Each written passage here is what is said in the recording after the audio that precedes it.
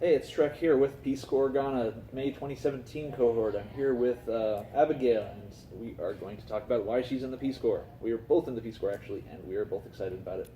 Uh, Abigail, how are you feeling about what's coming? I'm pretty excited. Tomorrow's a big day.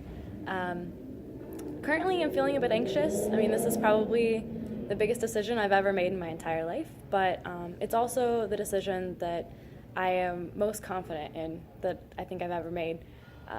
For a long time, I've known that this is something I want to do. So my passion really helps fuel my fire, keeps me pushing forward, and no matter what is thrown at me, I know that I can overcome it. So I'm pretty excited. Well, that was by far the most confident answer I think we've gotten yet.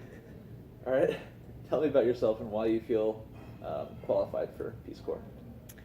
So as an undergrad, I was a TA for tons of chemistry courses. And then as a master's student, I work in infectious disease research. So I have a bit of knowledge in both biology and chemistry. My undergrad degree was in biochemistry, so my science background is pretty strong. Personally, I have always really enjoyed science. My high school science teachers were utterly amazing. Shout out to Mrs. Stark.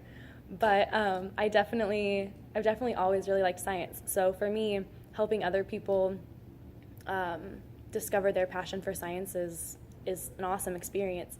So I think that my qualifications from having been in a teacher-like position before may be extremely helpful when dealing with my future students. If even if you were able to successfully awaken a passion for science in your students, does it, I suppose, depress you that they might not be able to act on that passion because of the lack of resources in this country? So that's what science is all about. Science is about failing and overcoming everything that's put in your path. It's all about realizing what you can do with so little. People did amazing things back in the day when there was hardly any resources for them to use. So to say that a lack of resources would lead to a stifled potential, I don't necessarily believe that. As scientists, we're taught to overcome and to deal with what comes our way, and that includes budget cuts, relocations, everything of that sort. Plus, I mean, antibiotic resistance. I mean, you're always fighting new battles in science, and it's all about overcoming them. So I definitely think there's always a future, no matter what your circumstances. To quote Bill Nye, science rules, right? Yeah. Why did you join Peace Corps? So ever since I was a little kid, I've really been interested in traveling. My mom was utterly amazing. She taught me a ton of great lessons that have stuck with me my entire life. I learned to value people of other cultures and learn to ask questions. It's never bad to ask questions. And that's something as a Peace Corps volunteer you're going to have to be really comfortable with. Asking questions that are really stupid in your own mind, but you need to know the answer to. So my mom taught me all about embracing other people. And that's what the Peace Corps is all about. That you want other people to be able to understand you and your culture just as much as you want to be able to understand theirs. So as a Peace Corps volunteer, you want to make friendships with people all around the world. So being an extrovert has really helped. I definitely think that being a Peace Corps volunteer is, it takes a special person, but anyone can be that special person. So you mentioned that one of your goals is to become friends with all the people you meet, right? Yeah, And I think that's definitely possible. that's outside the subject of this video, but that's actually one of the goals of being a Peace Corps volunteer is to basically get involved in the community. What other ways are you getting involved in the community that aren't related to directly interacting with them? So my primary project is a secondary science education teacher. But outside of that, Peace Corps also encourages community projects. And one of the community projects I'm really hoping to start would be a course offered to members of my community on parasites, because that's what I study for my master's degree, public health. So for me, being able to educate my community on something that I actually know about would be really great, giving them the opportunity to learn about risk factors for malaria, complications that can cause during pregnancy, toxoplasmosis, which is in particular what I study.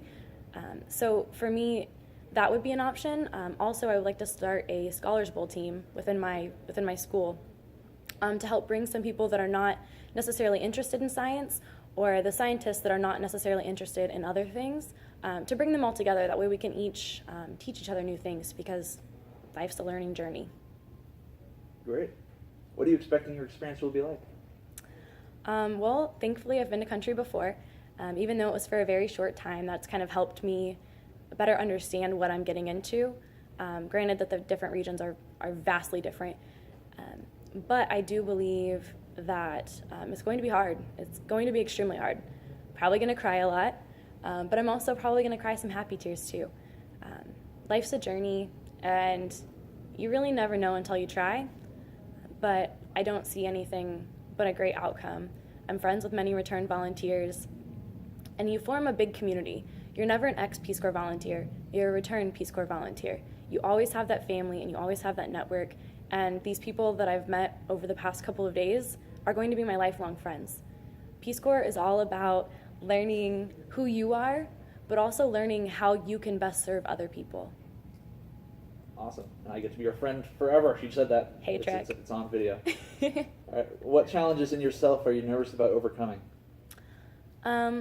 I tend to be very outgoing, and in some situations that's not always best.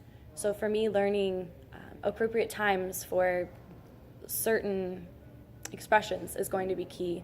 Learning when to speak, when not to speak, things like that are very key in Ghanaian culture. So for me, learning how to adjust to a whole new culture, to a whole new world,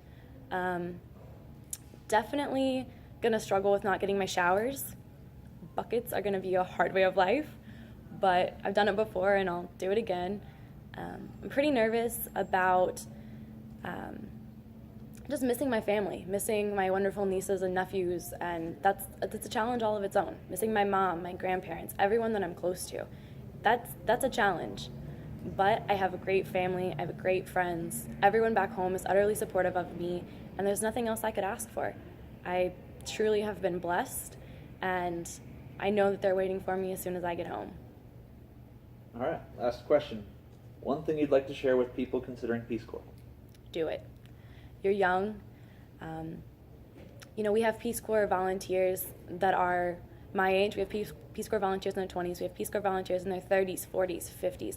I even believe we have some here in their 60s or early 70s. It's always an option for you. Don't feel like you can't do it. Anything is possible. Yes, it's extremely difficult to become a Peace Corps volunteer, but I never thought I would be here. It's amazing to have this experience, to have this opportunity to travel the world and to help bring understanding and help promote peace through friendships. Like, what's better?